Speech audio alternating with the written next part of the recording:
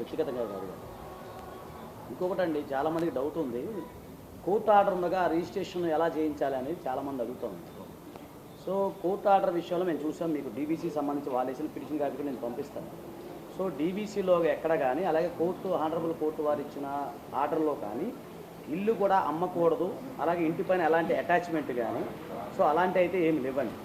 So జనరల్గా DBC ఏం చెప్తుంది, ఒక భార్యకి ఆ భర్త అనే వ్యక్తి నివాసం కల్పించాలి అనేది మాత్రమే చెప్తుంది.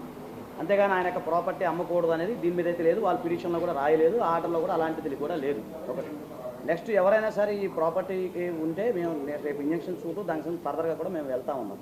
ప్లస్ ఇందులో కూడా క్లియర్గా మీకు మీ దగ్గర ఉంటుంది, స్వార్జితపు ఆస్తి అంటే మీకు ఒక లీగల్ జనరల్గా ఏంటంటే, ఒక హిందూ పురుషుడు సంపాదించిన ఆస్తి అంటే భర్త సంపాదించిన ఆస్తి ఏదైతే ఉందో దానికి ఎవరికీ అధికారం ఉండదు, ఈవెన్ భార్య బిడ్డలు కూడా రైట్ ఉండదు.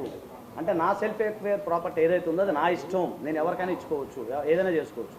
సో ఎవరైనా సరే ఇక్కడ భారతదేశంలో పుట్టిన హిందూ పురుషుడు ఎవరైనా సరే తన యొక్క సెల్ఫ్ ఎక్వైర్ ప్రాపర్టీ కష్టపడి సంపాదించిన ఆస్తి స్వార్జితపు ఆస్తి అంటాం మనం. సో దాన్ని ఏదైతే ఉందో ఎవరికైనా ఇచ్చుకోవచ్చు. కేవలం భార్య బిడ్డలు అనేవాళ్ళు ఎవరైతే ఉన్నారో వారేంటంటే మెయింటెనెన్స్ మాత్రమే అడిగే రైట్ మాత్రమే ఉంటుంది.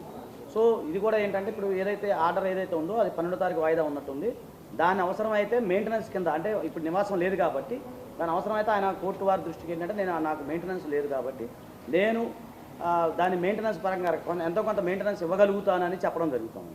అయితే ఏంటంటే, ఇప్పుడు మాకు తెలిసిన సమాచారం అంటే జనరల్గా ఏంటంటే, ఆమె ఒక సీను గారు ఇచ్చిన ప్రాపర్టీ ఏదైతే ఉందో దాదాపు 6 కోట్ల రూపాయల ప్రాపర్టీలో ప్రజెంట్ నివసిస్తున్నారని తెలుస్తూ ఉంది.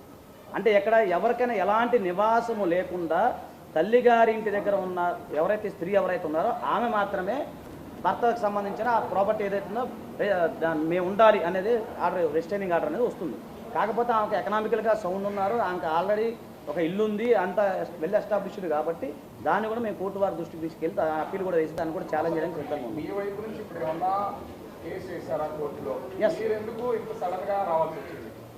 లేదు రాజు గారు, ఇప్పుడు విషయం ఏంటంటే నేనేమంటున్నానంటే ఈ కేసు ఎప్పటి నుంచో నేను ఫాలోఅప్ చేస్తూ ఉన్నాను. హైదరాబాద్ నుండి నోటీసులు కూడా పంపించాం, డెఫమేషన్ సూట్ ఒకటి పంపించాము, తర్వాత వేరే అది కూడా చేస్తూ ఉన్నాం. ఇప్పుడు ఏంటంటే ఈమెకి సంబంధించిన రక్షణ ఏదైతే ఉందో ఆ విషయం కూడా మీకు చెప్తున్నాను. ఈమెకి ప్రొటెక్షన్ అయితే కావాలి. ఒక హ్యూమన్ సిటిజన్గా ఆర్టికల్ 21 ప్రకారం మనకు జీవించే హక్కు అనేది మనకు ఉంది. సో దాని ప్రకారం ఆమె రక్షించబడాలంటే ప్రైమా ఫేసి ఎవిడెన్స్ కింద, ప్రైమా ఫేసి కంప్లైంట్ కింద నేను సీఏ గారిని కలవడం జరిగింది. నేను కంప్లైంట్ ఇచ్చాం అంటే నేను కొంచెం 10:11కి చేయడం జరిగింది.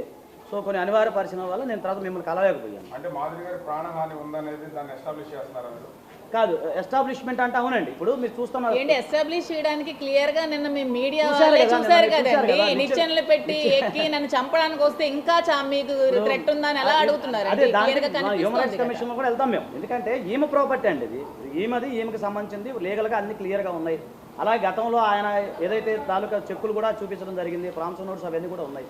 సో కాబట్టి ఏంటంటే నిన్న ఆమె అంతా మీరు చూశారు, తీసుకొని రావటం, తర్వాత కర్రలు తీసుకొని రావటం ఇవన్నీ మీరు లైవ్లో చూశారు. కాబట్టి సహజంగా ఆమెకి ప్రాణహాని ఉంది అనేది ఖచ్చితంగా ఉంది.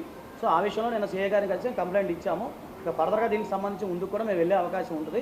దీనికి సంబంధించి కూడా ఇంజక్షన్ సూట్ ఏదైతే ఉంది సెల్ఫ్ ఎక్వైర్ ప్రాపర్టీ కాబట్టి ఎవరు కూడా ప్రాపర్టీ ఎంటర్ అయ్యే రైట్ లేదు, మనకు కూడా లేదు వితౌట్ పర్మిషన్.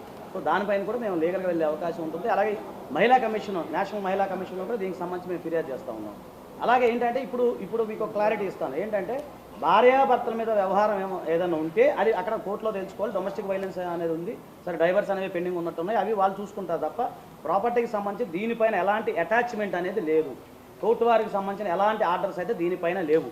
కాబట్టి అలాగే మేము గతం నుంచి ఏదైతే ప్రాపర్టీ ఆయన బాకీ ఉన్నారు కాబట్టి అది